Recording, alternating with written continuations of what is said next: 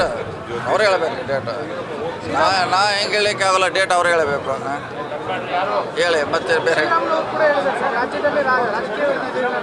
ರಾಜಕೀಯದಲ್ಲಿ ಕ್ಷಿಪ್ರ ಕ್ರಾಂತಿ ಆಗುತ್ತೆ, ಶೀಘ್ರದಲ್ಲೇ ಬೆಳವಣಿಗೆ ಆಗುತ್ತೆ ಅಂತ ಶ್ರೀರಾಮುಲು ಹೇಳಿದರು. ಅದೇ ಅವ್ರದ್ದು BJP ಹೇಳಿರ್ಬೇಕು. ಹೌದು, BJPಯಲ್ಲಿ ಕೂಡ ನಡೆದಿದ್ದು ಒಳ್ಳೆ ಜಗಳ. ಅವ್ರದ್ದು ಏನು ಹೇಳ್ಬೇಕು, ನಮ್ದಲ್ಲ ಅದು. ಅವ್ರದ್ದು ಭವಿಷ್ಯ ತಪ್ಪು ಹೇಳಿದ್ದಾರೆ. ಸೊ ಅವ್ರ ಜಗಳ ಇದೆ, ಅಲ್ಲಿ ಏನೋ ಕ್ರಾಂತಿ ಆದರೆ ಆಗ್ಬೋದು. ಹೇಳಿ. ಕರ್ನಾಟಕ ಭಿಕ್ಷುಕ ರಾಜ್ಯ ಅಂತಿದೆ, ಸಂಪನ್ಮೂಲದಲ್ಲಿ ಕರ್ನಾಟಕ 2ನೇ ಸ್ಥಾನದಲ್ಲಿದೆ ಅಂತ ಕೂಡ ಹೇಳಿದ್ದಾರೆ. ಹೌದು, 2ನೇ ಸ್ಥಾನದಲ್ಲಿ ಇದೆ, ನಮ್ಮದೇ ಇದೆ. ಈ ಗ್ಯಾರಂಟಿ ಅಂತ ಕೊಟ್ಟು ಭಿಕ್ಷುಕರನ್ನಾಗಿ ಮಾಡಿದ್ದಾರೆ ರಾಜ್ಯವನ್ನು ಅಂತ ರಾಮುಲು ಹೇಳಿದ್ದಾರೆ. ಈಗ ಅವರು ಮಹಾರಾಷ್ಟ್ರದಲ್ಲಿ ಮಾಡಿದ್ದಾರೆ, ದೆಹಲಿಯಲ್ಲಿ ಮಾಡಿದ್ದಾರೆ, ಅವರು ಘೋಷಣೆ ಮಾಡಿದ್ದಾರೆ. ಅವರು ಕೊಡಬೇಕೀಗ. ಸೊ ರಾಜಕೀಯ ಹೇಳಿಕೆ ಅಷ್ಟೇ ಇರೋದು. ದೆಹಲಿಯಲ್ಲಿ ಅವರು ಘೋಷಣೆ ಮಾಡಿದ್ದಾರೆ, ಮಹಾರಾಷ್ಟ್ರದಲ್ಲಿ ಮಾಡಿದ್ದಾರೆ, ಅವರು ಮಾಡ್ತಾರೆ. ಅದು ರಾಜಕೀಯ ಹೇಳಿಕೆ ಅಷ್ಟೇ. ಮಹಾರಾಷ್ಟ್ರದಲ್ಲಿ ಅದನ್ನೇ ಶಿಂದೆ ಮನೆಯ ಕರ್ನಾಟಕದಲ್ಲೂ ಕೂಡ ಆಗುತ್ತೆ ಅಂತ ಕೂಡ ಹೇಳಿದ್ದಾರೆ. ಯಾರು ಆಗ್ತಾರೋ ಬಿಡ್ತಾರೋ ಅದು ಗೊತ್ತಿಲ್ಲ, ಬಂದಾಗ ನೋಡೋಣ ಅದು ಅದ್ರ ಬಗ್ಗೆ. ಅವರೇ ಹೊರಗೆ ಬಂದು ನಮಗೆ ಸಪೋರ್ಟ್ ಮಾಡ್ತಾರೆ ಅಂತ ಅವ್ರು ಹೇಳಿರೋದು ಸರ್.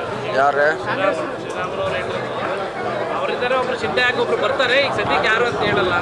ಅಂಥ ಕಾಲ ಬಂದಿಲ್ಲ ಕಾಂಗ್ರೆಸ್ಗೆ. ಸಂಪೂರ್ಣವಾದ 5 ವರ್ಷ ಕಾಂಗ್ರೆಸ್ ಸರ್ಕಾರ ಸಿದ್ದರಾಮಯ್ಯ ಹತ್ರ ಇರ್ತದೆ.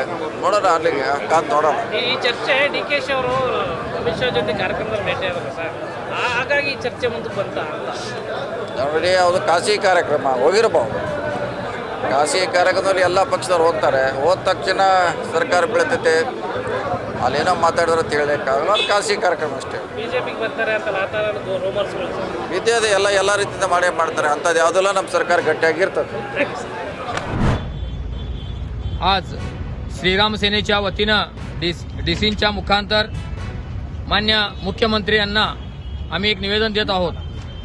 काल रात्री 10 वाजता शिवमोग्यामध्ये प्रमोदजी मुतालिक लव जिहाद पुस्तकाचं अनावरण करण्यासाठी जात होते आणि त्यांना अडवून त्यांना अरेस्ट करून परत त्यांना सोडण्यात आलं आणि त्याच्यानंतर शिवमोग्यामध्ये प्रतिबंध घालण्यात आली.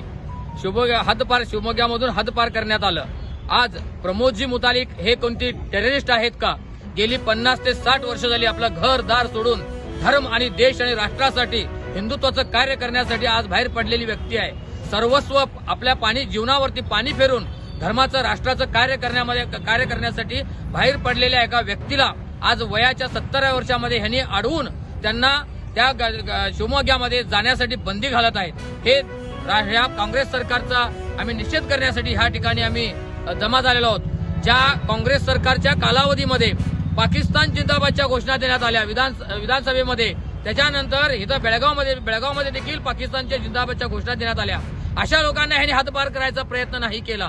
ज्या हिंदू विरोधी ह्या राष्ट्रविरोधी कृत्य ह्या कर्नाटकामध्ये घडत आहेत आणि